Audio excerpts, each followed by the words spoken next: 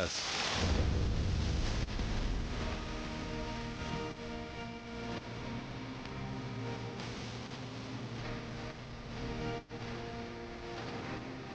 We could even sound like this. Good morning. It's Dub and Emma, and we're now joined by Connie Greyeyes in studio. How are you doing today, Connie? I'm doing fabulous, thank you. Thank you so much for coming in today. We really appreciate your time. I know you're very busy right now. We're here to talk about a few things, but mostly the Universal Human Rights in Fort St. John and Beyond event happening October 4th in the afternoon at the Lido. I believe this is part of the CBC Massey Lectures series, and you are one of 3 people who are going to be speaking during the event. Tell us a bit about it, Connie.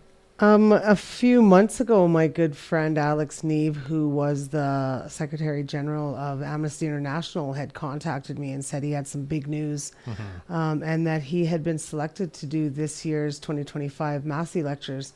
And then continued on to ask if I would be interested in doing a panel here to discuss that and to be part of that Massey lecture. And I mean, it was a given. It's quite an honor to have that come to Fort St. John and to have this important discussion during these really tumultuous times in the world. Absolutely.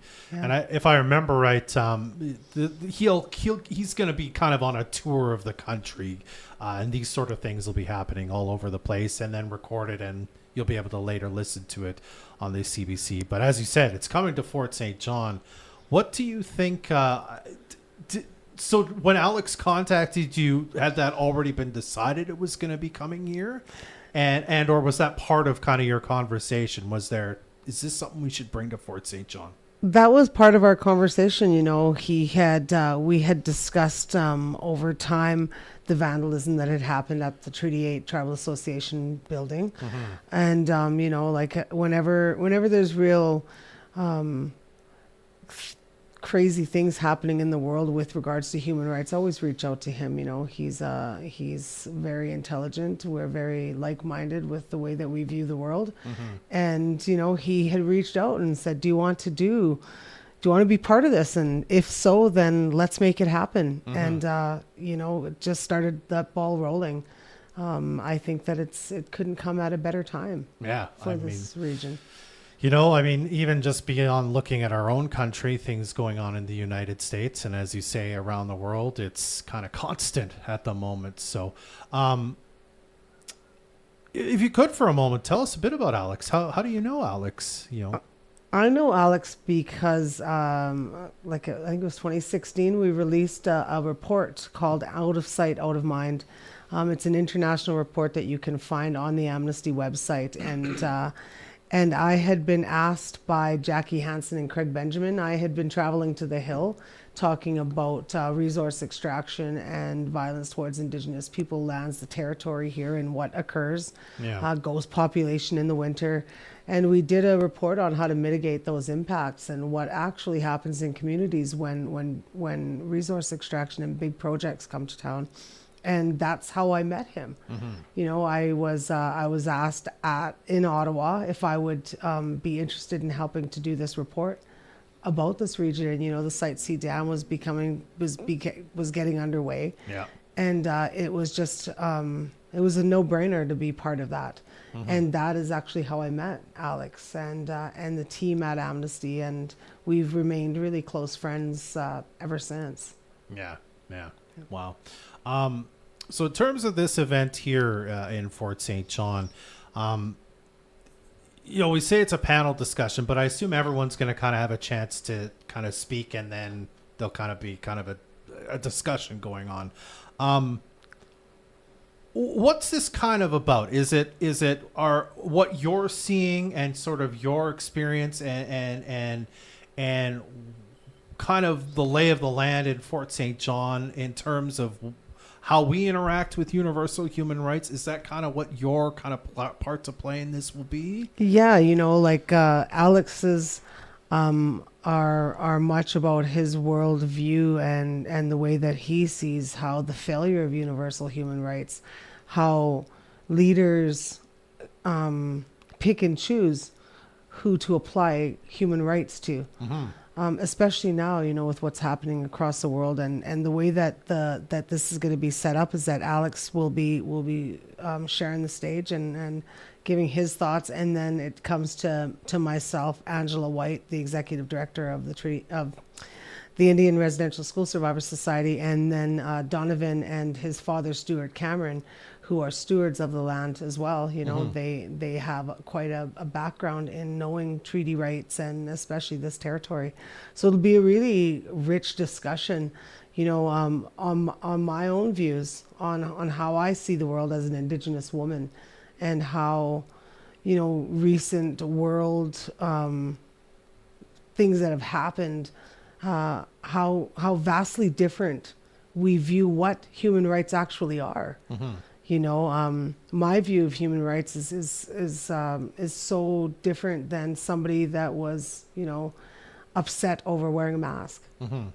So I really believe that this discussion is needed, so that we can have a better understanding of each other and where we all are sitting, and maybe this conversation will trigger something in somebody that, may not view the same way that we do. We have to start caring about each other, and that the Massey lectures that Alex is doing are really that about, collectively we have to start caring about one another again. And human rights and upholding international human rights is so important, because at any time it could happen to any of us. Absolutely. Now, I did want to say quickly, you did mention Angela White, who I believe is the executive director of the Indian Residential School Survivors Society, who is opening or is about to or has opened, and the grand opening of the office in Fort St. John is set to happen, I believe, on Friday this week. Can we talk about that for a minute? Because, Sure. of course, you've been working with them for quite some time. I have. And I suppose now they'll actually kind of brick and mortar here in town, kind of a presence there. Tell us a bit about that and why that's so important. Yeah, previously we had all kind of worked from the sides of our home desks and everything. So it's really nice to be able to have an office in Fort St. John. What we do is so important to Indigenous communities. Everything that our office, Indian Residential School Survivor Society, has to offer is free of charge to communities. We come in as trauma workers. We hold workshops on various traditional making of regalia and ribbon skirts, and everything from actually like sitting down and having those hard conversations that we may or may not be discussing or have discussed about our experiences in residential schools. So that the Treaty 8 Travel Association office graciously has a space for us, and we will be moving into it officially on Friday. So we have some members that were coming down for the Massey lectures from our office. And it's really great for us to have a little space in Fort St. John to work from now. I've been there for over 6 years. I started out as the Northern Coordinator for Missing and Murdered Women and Girls. I am slowly making my way into a wellness worker as well. So, I'm blessed, and we're so lucky to be able to do what we love and still work with our community members. Absolutely. Yeah. That brings us to tomorrow, of course, the National Day for Truth and Reconciliation. Treaty 8, I believe, is hosting some activities tomorrow, which you're helping to plan.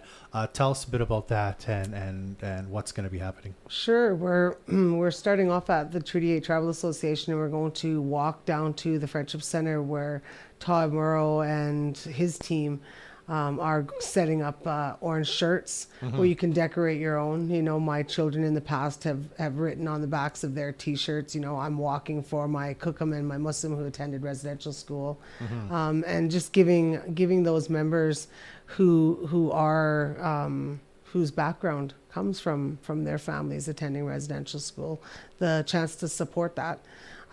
After we're done making our shirts and having a discussion there, we'll make our way back to the Treaty 8 Travel Association where there will be a free barbecue. So we invite everybody to come down and have a meal with us and sit and share stories and visit. That's kind of like our universal love language for communities, is to come and have a meal and share a song and dance yeah. And everyone's welcome to the walk as well. And Everyone is welcome to attend. Okay, Yeah. perfect. Incidentally, after the Massey lectures, it actually is the National Day to honor missing and murdered women and girls on October 4th, which is where I got my kind of start into this work. So October 4th is a special day across Canada, and we will be having a vigil where Sticks and Stones Pottery has graciously made red dresses for us to paint for our loved ones, and then she will kiln them, or however whatever that potters do, and she'll be returning those as silver, as like something for us to honor and remember our loved ones. Okay. And that vigil, when does that happen on That happens after the Lido at the Treaty 8 Tribal Association Gotcha. at 4. Okay. Yeah. So you can kind of go to that and then go to Yeah. the second part. Yeah. And by the way, speaking of Lido, one more time, I believe you said tickets are free. Do you have to They are. register ahead of time or anything? They suggest that you do just Yeah. just to ensure that there's space. Gotcha. But the tickets, it is free. It is a free event, and Yeah. I think it's the most important conversation that we should all be having. Absolutely. Yeah.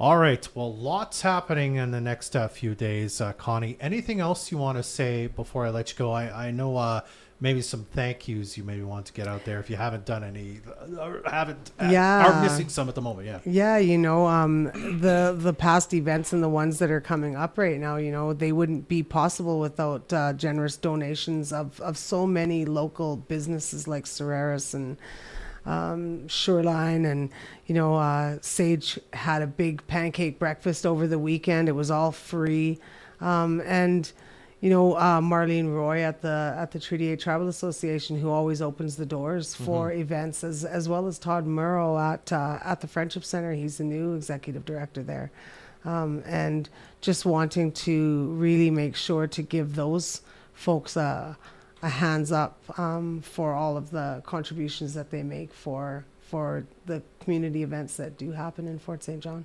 Absolutely. Well, Connie, as I said before, I know you're very busy, so thank you for making a few minutes Thank you to for come having chat me. with us. So I appreciate your time. Yeah. It's Connie Greyeyes, Universal Human Rights in Fort St. John and beyond, October 4th at 1 p.m. at the Lido. You can get your free tickets now at thelido.ca.